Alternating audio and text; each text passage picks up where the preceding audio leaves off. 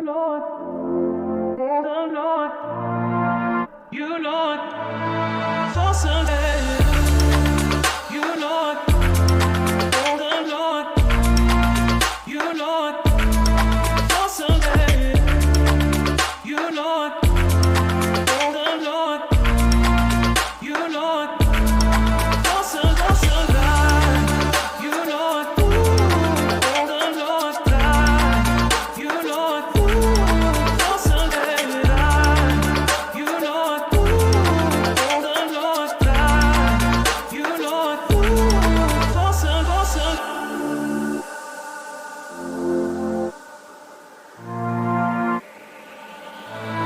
You Lord, oh Lord,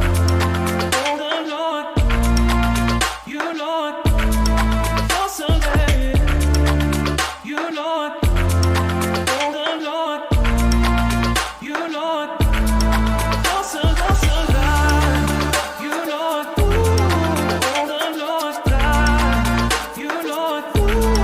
for Sunday. You Lord, oh Lord, you Lord, for Sunday.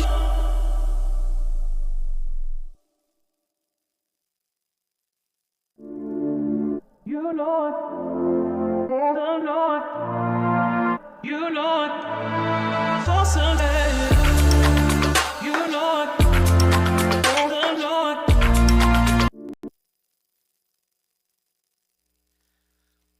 Hello, everybody. Welcome to Manor, Frontline Manor. Dang, that just threw me off. Let's try that again. Good evening, Manor. I'm your host, Mr. Do Right, Kevin Stewart, if you didn't know. And tonight on Frontline Manor, we're delving into the captivating chapter of our town's history. Joining us is local historian Wayne Schneider, who will shed light on the Manor Sanitarium, a facility that once stood proudly in our community before its untimely destruction by fire over a century ago. We'll explore the connections between a current house on Lexington Street and a long-lost 19th century resident, uncover the relationship between Manor's leading merchant of the 1890s and a man infamously dubbed the town's worst drunkard and imposter, and discuss the legacy of Dr. John A.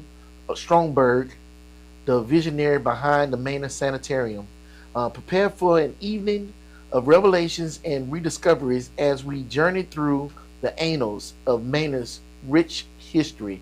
This is Frontline Manor, where our past informs our present.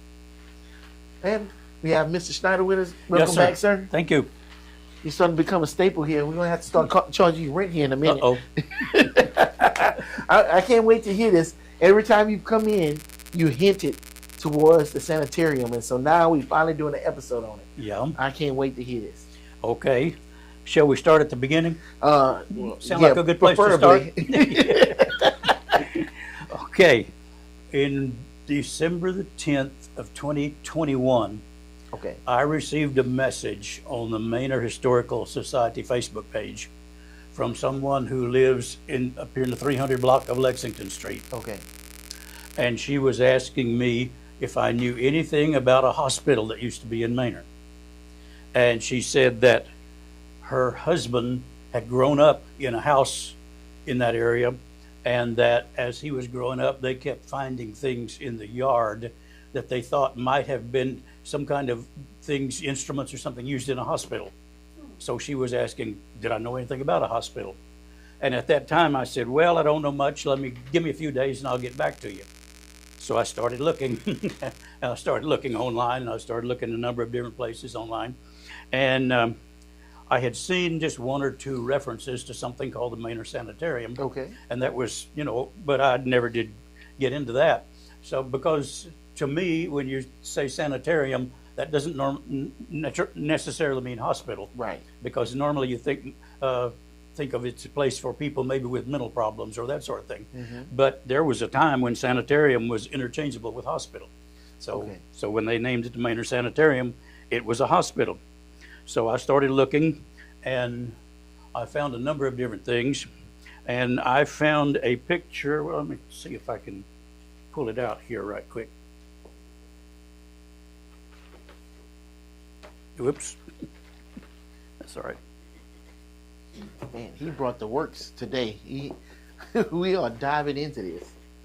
I found a picture of a locomotive, an engine, a train engine, going through Manor, or going through a small town, and it said that the small town was Manor. Okay.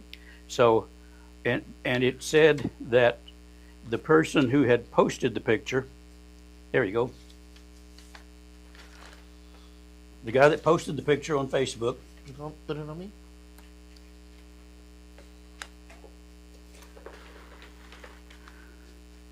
Oh yeah, y'all can see that. The guy that had posted the picture was a guy named J. Burnt Stroberg. Okay. Lower. There we go. All right. And J. Stroberg said he was the great-grandson of Dr. Stroberg, who ran the hospital in Manor. So just for some crazy idea, I decided, let me see if I can find any information on J. Stroberg. I started looking online, and I found a address and a phone number for J. Stroberg in Austin. Okay. So I sent him a text message right quick, and I told him who I was and that I was looking for information on the Manor Hospital that had been run by Dr. Stroberg, and was wanting to know if he was the person to contact, if he knew anything about it. So it took a couple of weeks before he finally got back to me. He said, yeah, that was my great-grandfather. So we talked back and forth several times, and I asked him if he had anything that would be interesting about the hospital. And unfortunately, he said to me, well, back in the early 2000s, I boxed up everything I had on that hospital and I donated it to the Austin History Center. Okay. So I emailed the Austin History Center and I asked them if they had anything about the Manor Sanitarium and Dr. Stroberg. And they answered right away and said, yeah, we've got 3 boxes of stuff here about it. But according to our records, when Jay Stroberg brought it to us, he just loaned it to us. He didn't give it to us. So according to the Austin History Center rules and policies, we can't let anybody else see it because it still belongs to him. So we went back and forth between myself and Jay Stroberg and the Austin History Center for several days, and we worked out an agreement. He gave the Austin History Center permission to let me go down there and pick up all the materials. So I went down there and got them. So I guess I'm confused. The information still belonged to him in the Austin Historical Center? Austin History Center. Austin History Center. Were they not going to display any of that information? Not unless he legally donated it to them. You know, unless it was in their property and not his. Then what's the point of him giving it to him if that's not what he was trying to do? That's a pretty good question. Okay. No, he thought he had done that. He thought it didn't belong to him anymore. He thought it belonged to them. Oh. But for some reason in their records, it shows that he had just loaned it to them and that it really didn't belong to them.